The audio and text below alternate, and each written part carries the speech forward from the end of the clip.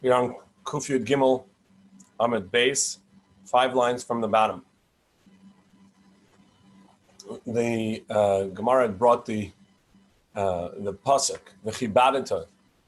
You should honor Shabbos to learn that you should have special clothing for Shabbos. And we brought the pasuk from Rus about the clothing of Shabbos.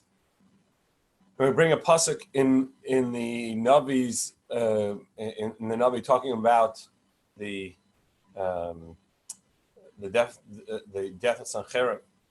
The tachas kavoda, and beneath his garment, which is kavoda. And beneath his garment, yekod kikod eish, a fire will burn like the fire. A flame will burn like the flame of a fire. So Rabbi Yochanan says, what does this mean? Matachas kavoda v'lo kavoda mamish, beneath his garment, but not himself. Meaning that beneath his garment will, but not the garment, that his flesh will burn. That's the way Rabbi Yochanan learns. Rabbi Yochanan Tamei, Rabbi Yochanan, according to his understanding that we said before, as he called his garments his honor. So beneath his honor, beneath his clothing will burn. Rabbi Lazar tachas kavoda mamish. Beneath it, it would be like in place of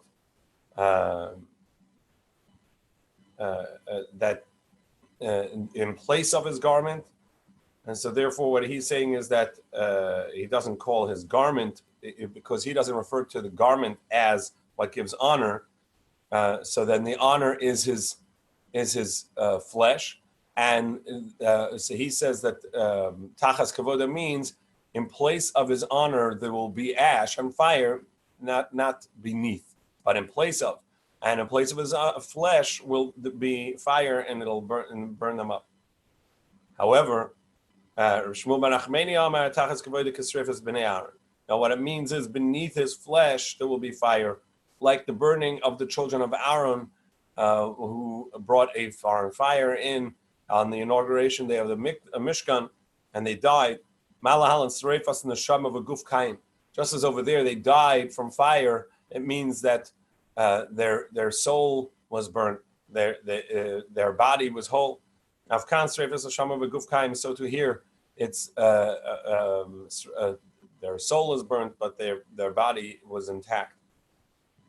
And so the 3 ways of learning what's this fire by the soldiers of Sancherib, but it depends on whether you interpret the word kavod,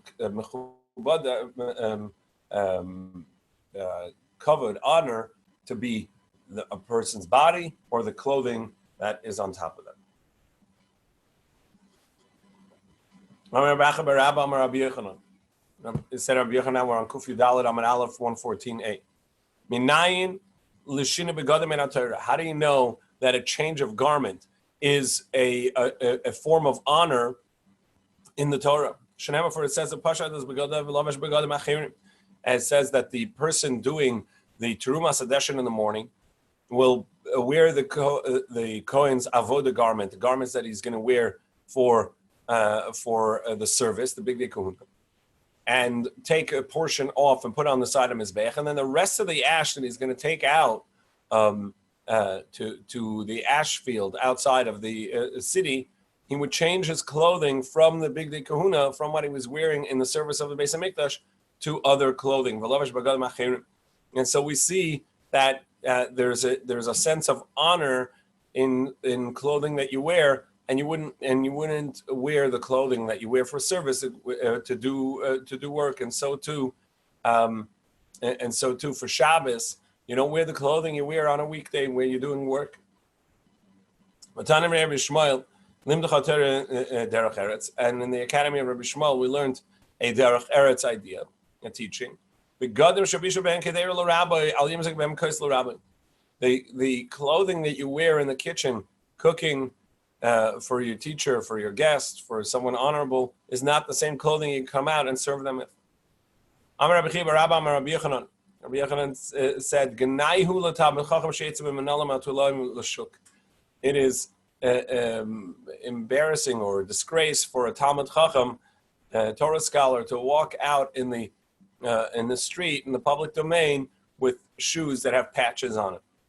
The Gemara says, wait, Ravacha B'Chanina Nafik? Ravacha himself went out this way. Amar Rabbi Acha B'Reder Rav Nachman, so Ravacha B'Reder Nachman said, B'Taloy Agabi Taloy. What Rabbi Yochanan means that it's embarrassing is when there's patches on top of the patches. At some point, it's not respectful anymore. And respectful meaning to the stature of a Talmud Chacham, a person is representing Torah.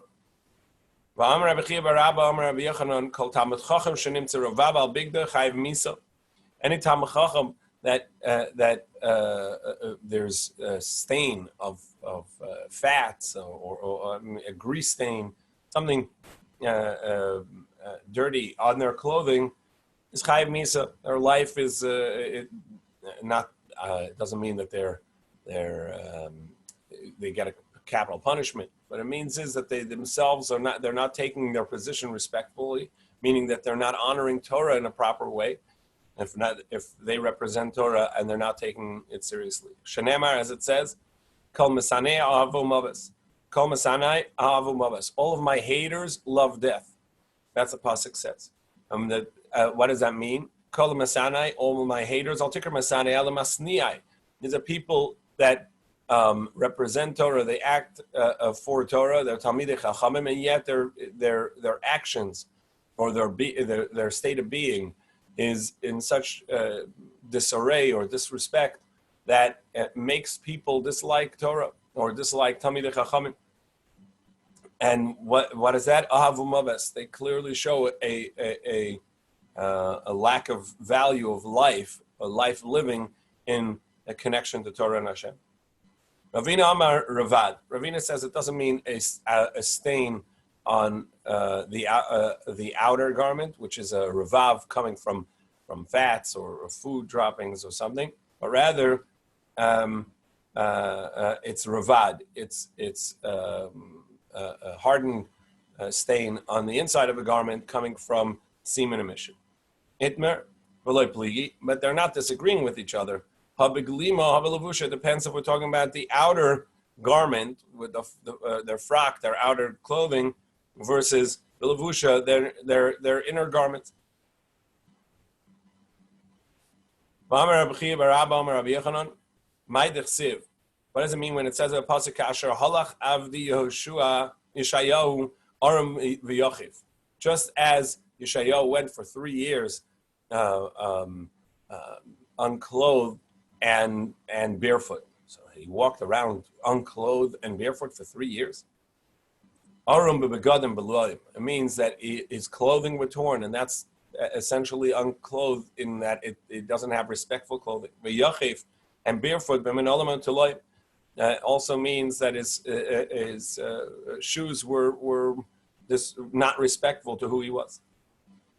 So in regards to these stains on a clothing, we have the halach of chatzitza, a garment that needs to go to the mikvah, and it has either a fat stain on it, spill, oil stain, spill of food, or such on it. That would be a chatzitza. So the halacha chatzitza is that something is going to be a barrier between the water and the vessel that needs tefillah if you don't want it there, if you want it off. If it's something that it doesn't make a difference that to the people that it's there, would not count as a chatzitza. If it's a small enough chatzitza. So Tananos, and we learned over there, Ravav al Amardea chotzitz. If there's the saddle cloth has a ravav, a stain, and now it needs to be toveled, so that stain will be a chatzitza. That dirt will be a chatzitza. It has to be the size of a iser talki, about the size of a quarter. On clothing, if it's on one side, that wouldn't be a chatzitza. If it's through and through, then it's a chatzitza, then it's chotzitz. Then it's a barrier. However, Rabbi Yehuda says in the name of Rabbi Yishmael, even on one side it's going to be a barrier because people don't want it. So he asked, according to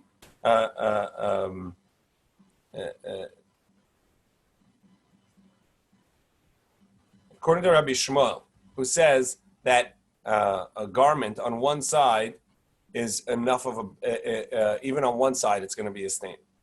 When we said that a saddlecloth has a stain, it's going to be a barrier. Does that have to be through and through, or is it only on one side? So I don't know. I didn't hear a teaching about that. However, I learned something similar. The Tanam we learned of banayin, even on one side is a garment. And soon the Gemara is going to tell us two opinions of what the banayin are.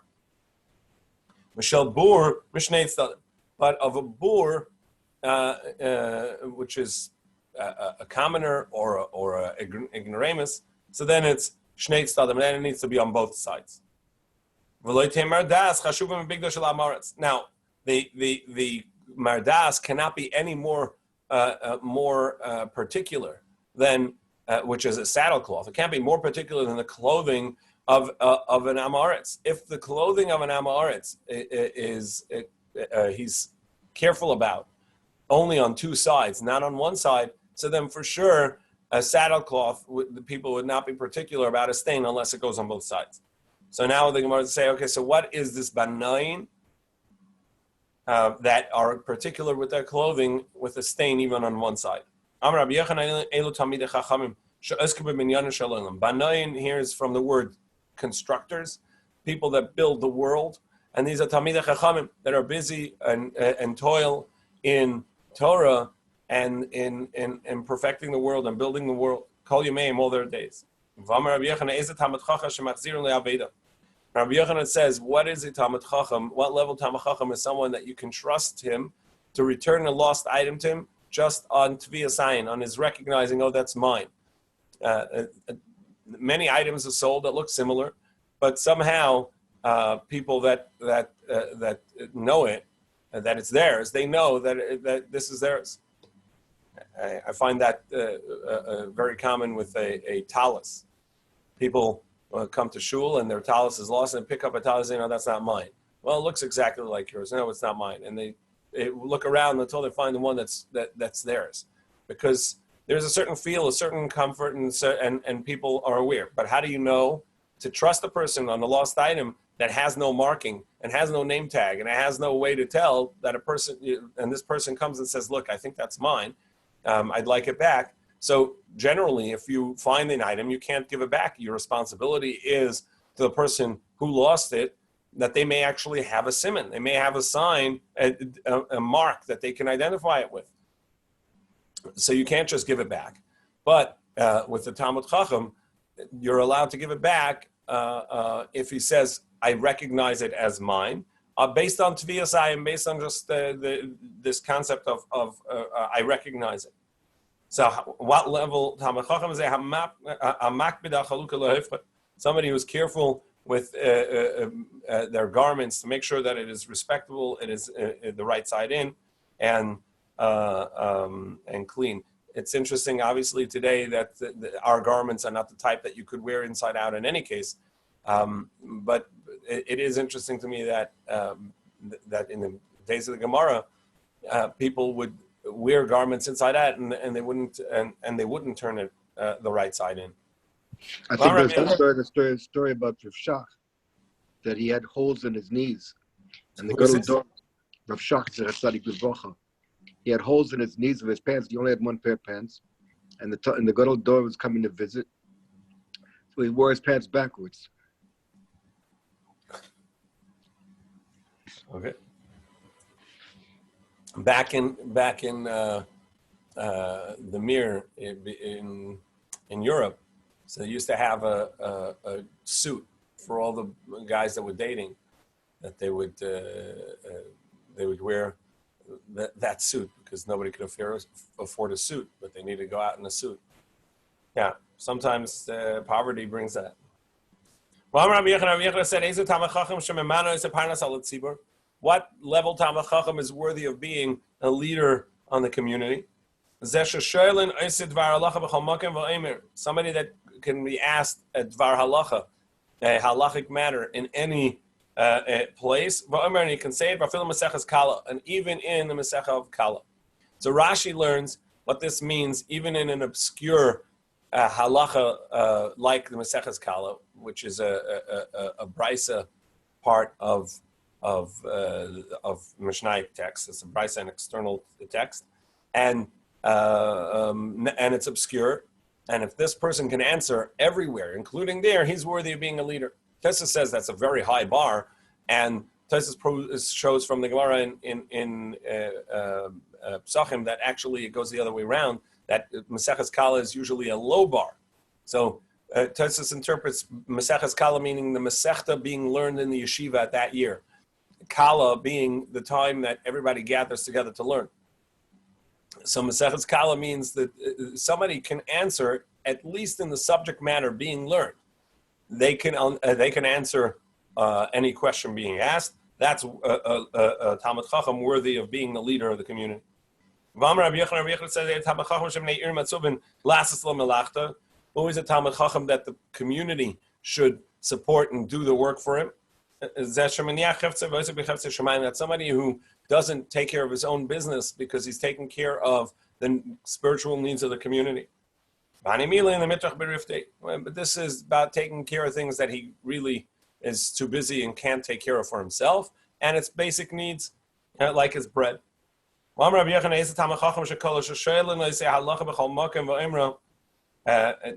a Talmid Chacham that wherever you ask him a halacha, in any manner, he can say it. This what is important. What import is such an idea that he's worthy of being the community leader. So if he can answer any matter in one masechta, in one halachic topic, so then he's worthy of being the leader in his town, in his place. But if he can answer on all mishnayos and all halachas, so then Bereish Masifta, he can be the head of the academy.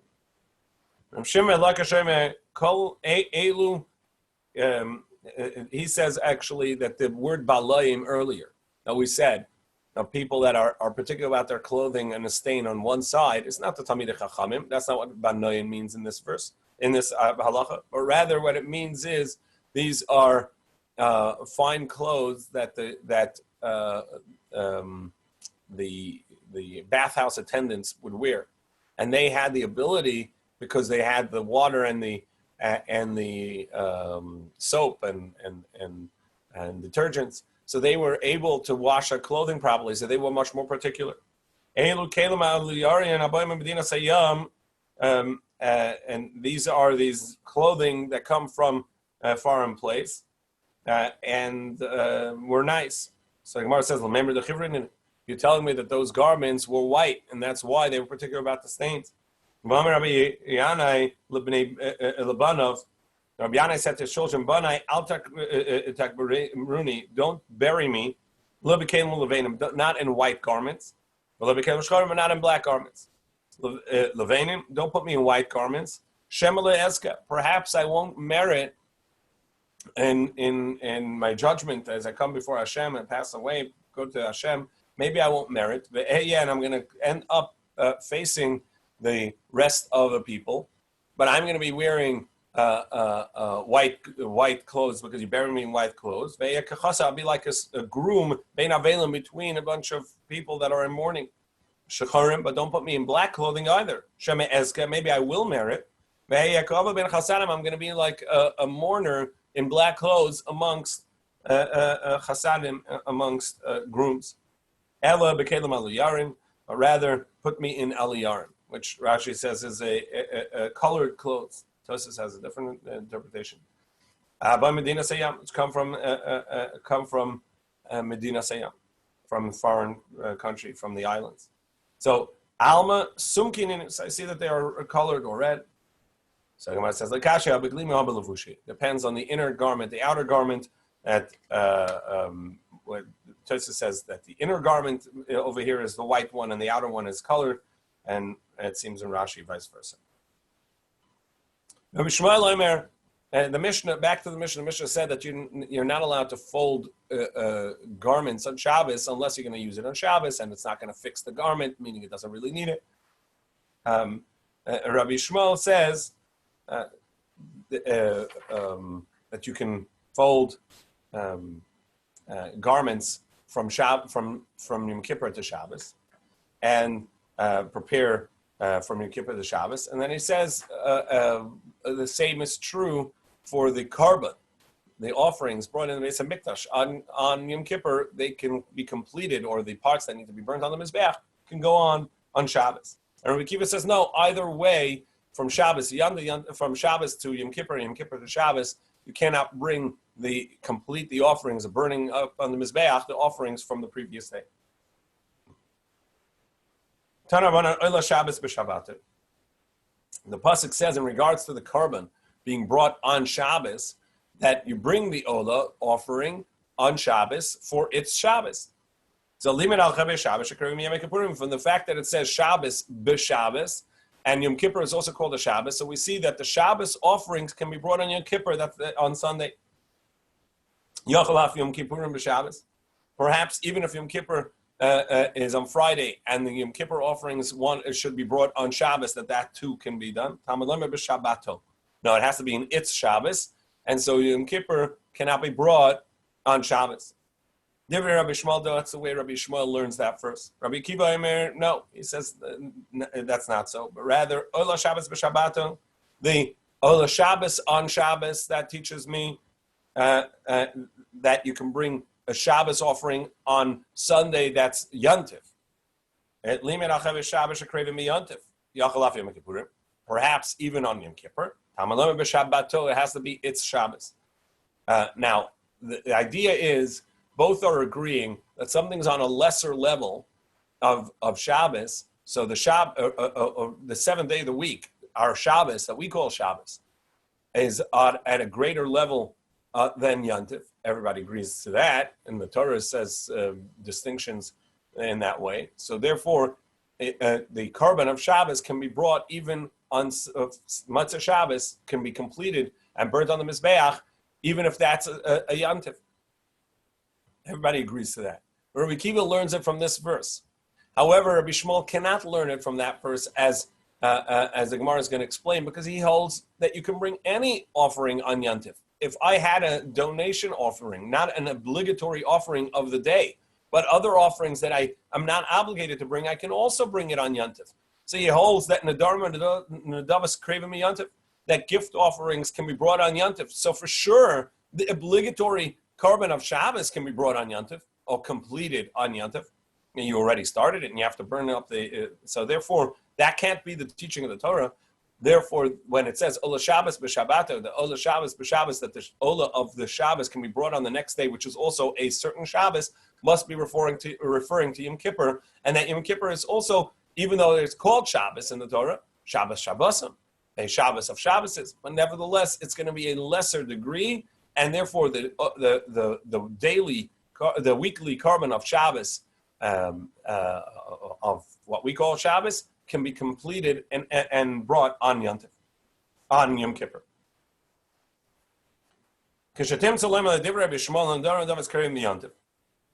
Since we know that according to Rabbi Shmuel, the halacha is that any donation korban can be brought on Yom Tov, therefore must be ki itzachra, what the pasuk must be coming to teach me, liyom Kippur, that you can bring the Shabbos offering on Yom Kippur. However, Rabbi Kiva ain't craving Yom Tov. According to Rabbi Kiva, the weekly, your non-obligatory korban for Yom Tov cannot be brought on Yom Tov. It can only be brought before or after Yom Tov. These are your donations. So therefore, when do I need a pasuk to tell me that the yesterday's obligatory korban, meaning Shabbos, can be brought on the first day of Yom Tov, which is Matzah Shabbos. Is this part of the same machlokes Beis Hillel v'Shammai on smicha? No. This is not. I mean, it's connected, obviously, but it's not. It's not because you can have smicha on an obligatory carbon too.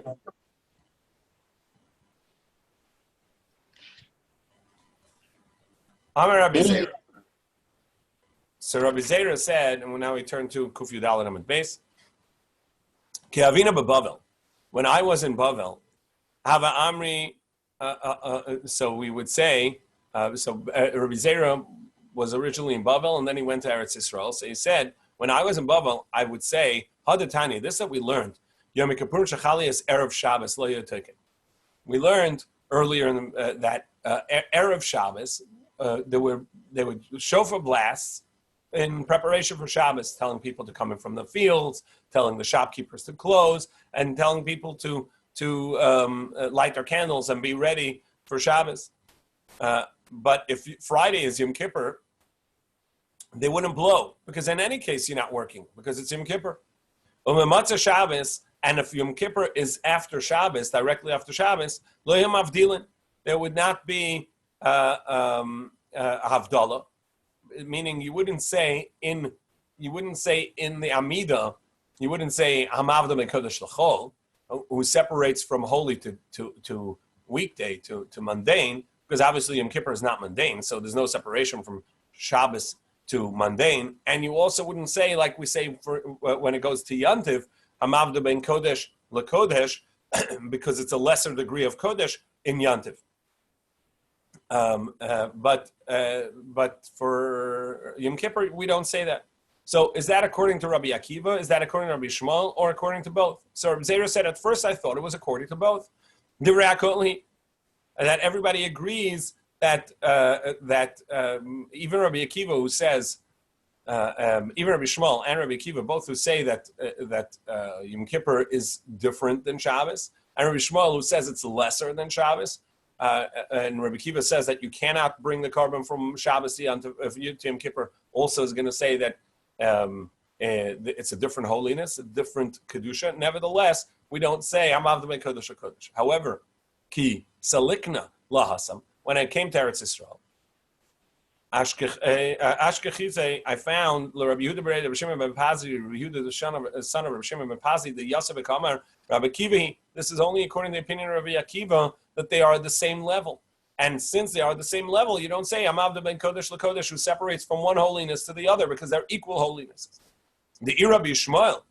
But according to Rabbi Yishmael, who says that actually there's a relevant point in saying that it's a lower holiness, because there are halachic ramifications. I'm allowed to bring Shabbos' carbon and complete it on Yom Kippur. So therefore, I should say Amavda ben Kodesh LaKodesh, who separates from one holiness to another level of holiness. Kivan the Amachal Shabbos Krevim Yom Kippurim, since the Shabbos offering can be completed on Yom Kippur, Litka Kehechel Haviyadi the Shabbos Krevim Yom Kippur. We should blow the shofar to tell you that actually it's a different level of kedusha. Now it's a different level of holiness, and I'm allowed to bring the carbon complete the carbon that was brought on Shabbos and burn it up tonight on Yom Kippur, because it's a lesser level of Amina Lei Ana. So Rabbi Zera says, and I responded to Rabbi Yehuda, the son of Shimon ben Pazi, and I said to him, no, the reason that they wouldn't blow is not because it's not a lesser level. So that even according to Rabbi Shmuel, you wouldn't blow, because Kahanim's the reason.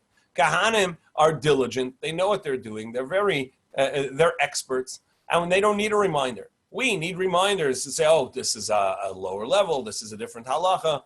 But Kahanim don't need that. Amar le Mar Kashisha Bereda Rav Chisda Rav Ashi Yamrina Kahanim's reason. Is that really true? The Kahanim are diligent. They don't need the reminders. They don't need a shofar blow to tell them when you're allowed to work and when not. Well, Tanan, we learned the Gemara in Sukkah says that there were a whole bunch of shofar blasts in the Mikdash, and they each told a different point of what needs to be done. But tonight we learned Shalosh, 3 of them, Lahavdil Samim Malacha, to tell people to stop working. Shalosh, Lahavdil Mekadosh Chol, 3 of them were to separate between the Kodesh and the Chol, between the holy, the holiday and the mundane. Kedamar Abaye, and Abaye says l'shar Hama Yerushalayim. Like Abaye said, in regards to this golden adornment that Hilni Hamalka, Hilni was a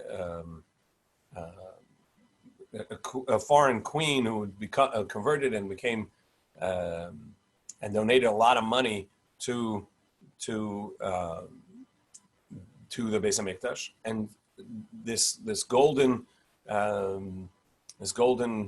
adornment was made at the door of the Beis Hamikdash, which shone just as the sun was rising, to tell people when it's time to say Shema. And the Gemara asks, well, actually, the people in Beis Hamikdash were saying Shema earlier because they were the Ma'amadas. They were busy with representing the people for the services for the Beis Hamikdash. And Rabbi says, no, it wasn't for the people in the Beis Hamikdash. It was for the people, for the rest of the people to know when to say Shema. So too, the blowing of the shofar was not for the Kohanim, because indeed that they were diligent and they knew what they were doing, but rather it was for the rest of the people. So why don't we blow the shofar in Kippur for a different reason? As we'll see soon, the halacha is that on Yom Kippur they're allowed to chop vegetables and prepare the food, because it was a part of Inui, a part of the affliction, because they're fasting in the afternoon and you're getting ready for the evening. So that's a part of the Inui. The Torah says that we should ta'anu es nafshesechem, you should afflict your souls, and this is a part of it. So part of it, that's the heter, the halachic permission to chop vegetables on Yom Kippur from Mincha time and on. All right, so why don't we blow the shofar for that, to let people know that there's a distinction? Because we don't shvus lahatir, a rabbinic prohibition of blowing the shofar. So generally, we don't blow shofar on Shabbos and Yom Kippur on account of that it's a musical blast that makes a sound, and we don't play music on Shabbos. It's a rabbinic prohibition. And so we only permit it when needed, and to remind people that you're allowed to cut vegetable, to make a permission is not necessary, and so there's no blowing of the shofar. Rather, the blowing of the shofar is usually to tell people, remind people, you're coming close to a danger zone. You're coming close to the prohibition of working. And if you don't stop working in the field, you're going to end up breaking Shabbos. That's where it's there. It's usually a reminder of a prohibition coming up. So actually, for this year, you're not going to need it. What you needed is for another, to recognize the distinction between Shabbos and Yom Kippur, to tell you that another year it's permissible. So for that, I don't need that.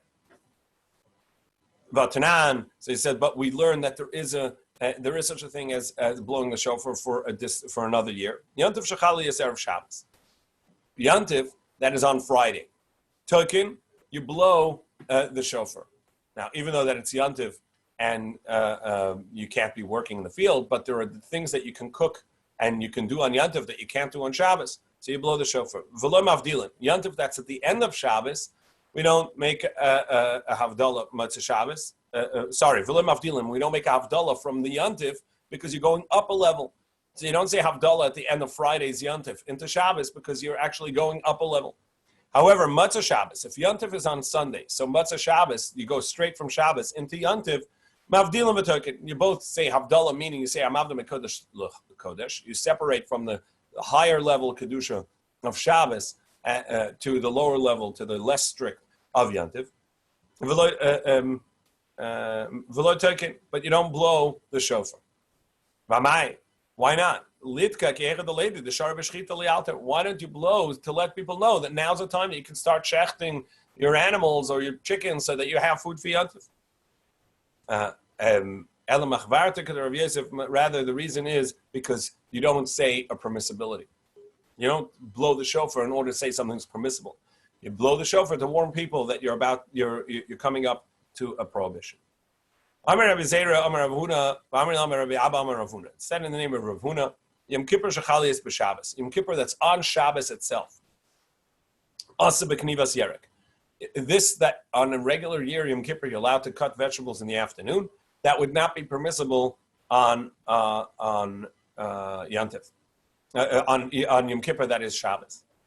Amar Rav, Amar Manatana, Minayin, he says, we learned in the Brisa, how do we know that the Yom Kippur Shechalis b'Shabbos also b'Knivas Yerek, that you're not allowed to cut vegetables on, chop vegetables on Yom Kippur, which is Shabbos. Talmud Shabbosin, so it says Shabboson. Yom Kippur is Shabboson. Shvus l'may. Ilay malacha. Is it to tell you a positive commandment that you must rest in regards to the prohibited acts that are already told? Meaning that you're not allowed to do malacha. It already says don't do malacha. So why would I have to say Shabboson, a positive commandment of resting? So rather it's to tell you not to chop the vegetables. Shmamina, so we see that you can't chop vegetables on Yom Kippur, which is Shabbos. Rabbi Yochanan says, no, it's permissible, even on a Shabbos, to Yom Kippur, that Shabbos, to cut these vegetables. And in a moment, we'll talk about what the prohibition would be, and whether this is a Daraisa prohibition or a Rabbinic prohibition, and whether this is a proper drash or asmachta. We'll see in a moment.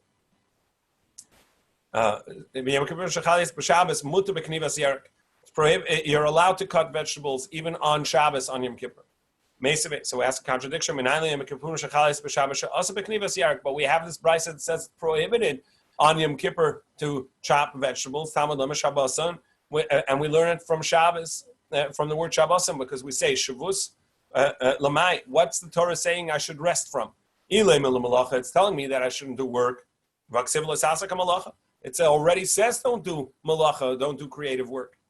Elolah b'knivas yarek. Must be talking about resting. The positive commandment of resting is resting from chopping vegetables. Like Gemara says, really it means don't do the prohibited creative works, and that would not include chopping vegetables.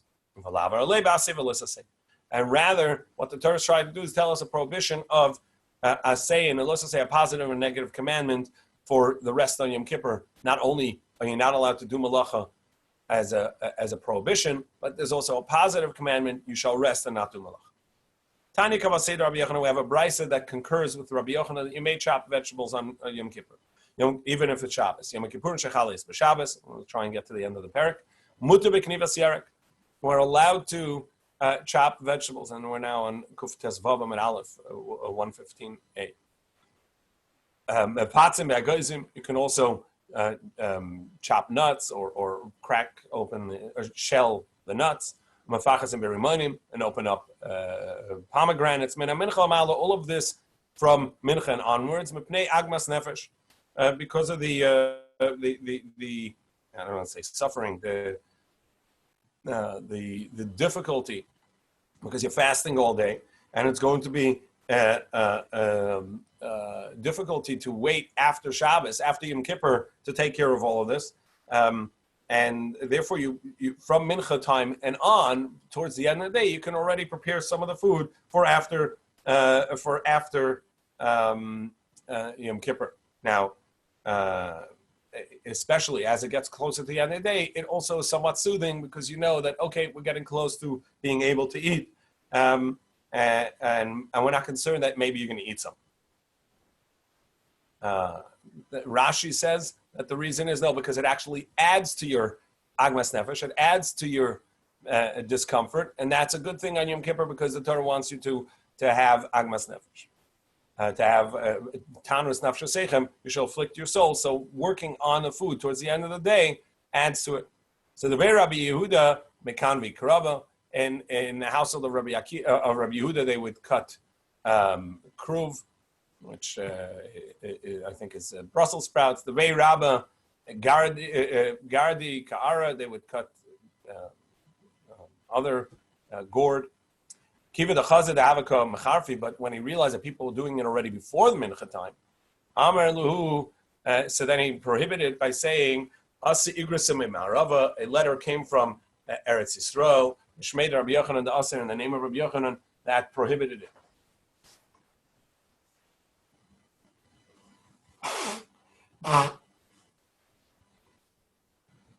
So he prohibited it for everyone, and said it was a letter that came from Eretz Yisrael that way.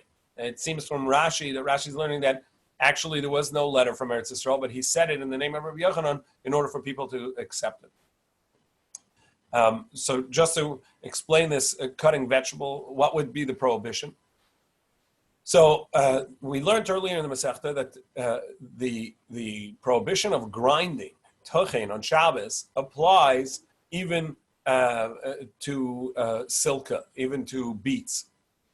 Tosis over there says that fruit does not have the prohibition of grinding. You can actually mince your fruits and vegetables, and there's going to be no prohibition. It's only selek, it's only with beets or root vegetables. In any case, but it would have to be really fine, where the term for mincing the vegetables that are going to be prohibited in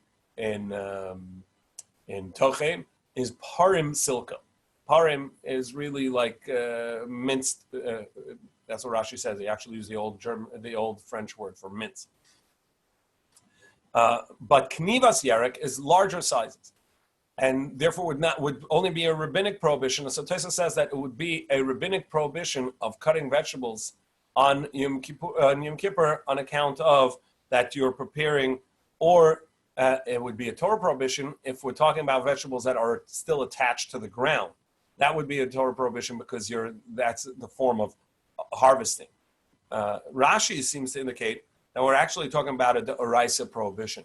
And the question is, what oraisa prohibition would we have over here of cutting vegetables? Clearly, if you take a carrot and cut it into chunks, or a cucumber into chunks, there shouldn't be a prohibition. There is a rabbinic prohibition of preparing from Yontif from Yom Kippur to after Yom Kippur, or from Shabbos to after Shabbos. It's doing melacha that you don't need, but it would not seem to be a Torah prohibition.